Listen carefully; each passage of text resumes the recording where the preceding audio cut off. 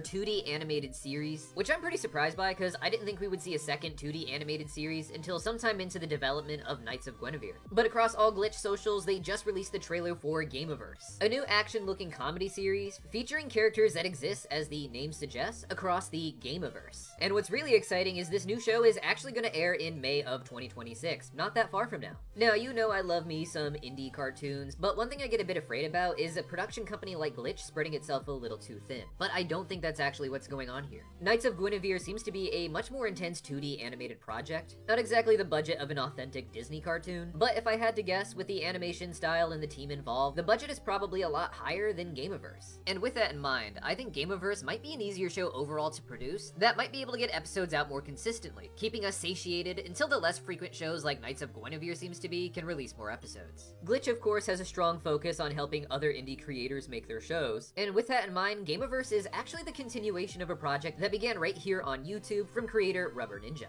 I don't believe I've seen any of this guy's work before, but he's apparently been on the platform for a very long time, creating animated shorts all the way back in the 2000s when YouTube was just getting started, really. Among the different projects on the channel is 4 series of shorts known as Gameoverse, and though the story is very similar in premise to the new series, they're also going to be wildly different, I think. According to the Glitch trailer description, Gameoverse is an animated series about video game worlds. But unfortunately, they're horrifically exploding, and saving them means helping the bad guy stop the good guy or everyone dies. Now, this alone makes sense with a video game type premise, because when you beat the game comes to an end. And in order for everyone to keep existing, the villain essentially has to be left to keep doing what they're doing. This is also why the show is called Gameoverse. Not just because it's a multiverse of video games in the show, but Gameoverse is also spelled as Gameoverse, hinting at how the show is building up to these moments where the game ends and is over. Now, in the original series, this involved a dolphin and a T-Rex-like character going on adventures into different video games in order to try and stop some evils, with there being